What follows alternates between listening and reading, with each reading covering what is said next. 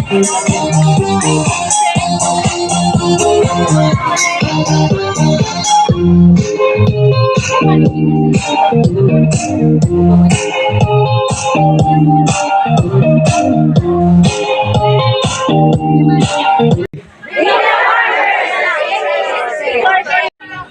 mga kabila farmer. So attend po ulit tayo dito sa Barangay Labawon, Buhi, Camarines Sur.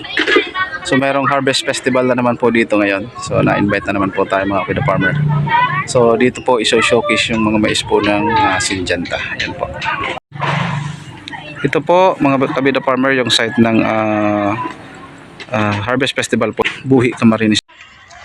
Ito po yung in-harvest nila dito na NK6410.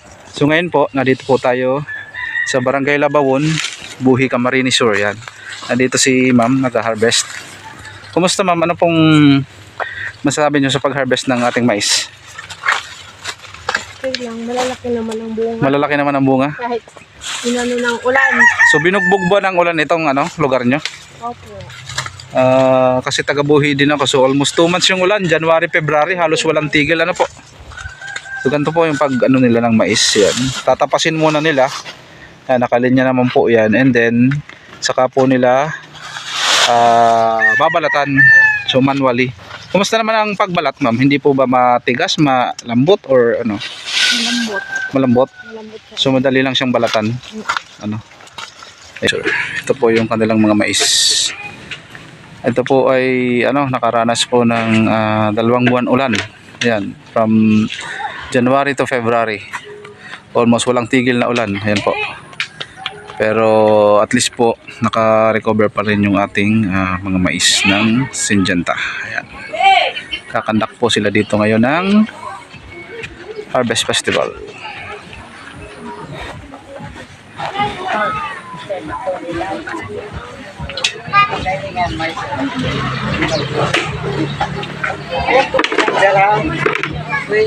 Ito po yung mais nila. Ayan.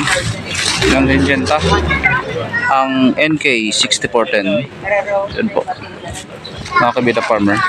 Kung mapapansin po ninyo, so kahit po inulan niya ng 2 buwan, puno pa rin po yan. Mula puno hanggang batok po. Yan. So puno siya. Yun po ang kagandahan ng NK6410. So kahit po inulan, so yan po. Kahit po inulan yan, so puno pa rin po ang laman ang NK6410. So dito po sila nagsasite preparation po. Ayan. Dito po yan sa Barangay Labawon, Buhi, Camarines Sur. So marami rin pong maisan ang Buhi. Ayan. Tulad po nito. Yan, ayos oh.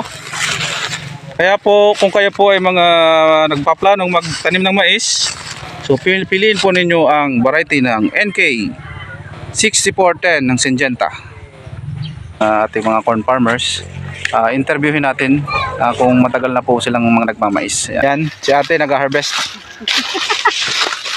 Anong pangalan mo ma'am? Gina sir. Gina. Kamasis. Ayan, so kumusta po ang pag-harvest ng mais? Okay man sir. Okay man, so Mahirap pero masarap. ayun, anong maganda doon. Oo. So ang kaganda kasi kung ano mang ginagawa mo, nagtatrabaho ka, at least kung nag-i-enjoy ka, yung mahal mo ang trabaho mo, kahit ano pa yan, so be proud po Opo. So kasi kung wala namang mga farmer, so wala tayong kakainin. Opo. So kaya nga yung sa YouTube ko ay Be The Farmer. So wag pong kalimutang mag-subscribe po sa Be The Farmer sa YouTube. Ayan. So kumusta ma'am ang pagbabalat ng mais? Okay man sir. So madali lang po, hindi naman po matigas siya or makunat. Hindi naman. Ayun. So sa isang Sanayan lang sir. Ayan, sa isang araw po ganito. Nakakailang sako kayo ng mais na harvest? Pinakamataas na sir yung 10.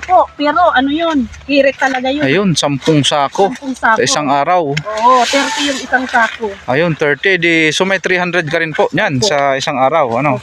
Ma'am, good morning. Matagal na po ba kayo dito nagtatanim ng mais? Yes sir. Yes, mga ilang taon na po? 10 taon na. 10 years, almost 10 years na, so matagal na. So yung mga hanap buhay dito ng mga karamihan ng mga magsasaka, pagmamais kasi magandang lugar nyo. Ano po? Ayan. Si ma'am. Sila ganito yung nag-harvest sila ng mais manually. Kasi medyo hindi naman gaanong kalawakan kasi sa ibang mga lugar ginagamitan na to ng harvester. So dito po sa barangay Labawon, so medyo mataas na lugar na po ito. So nag-harvest sila dito ng mais. A sa ating NK6410.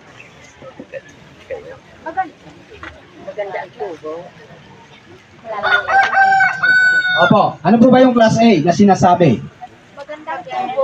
Ayan, maganda ang tubo at maganda ang kulay.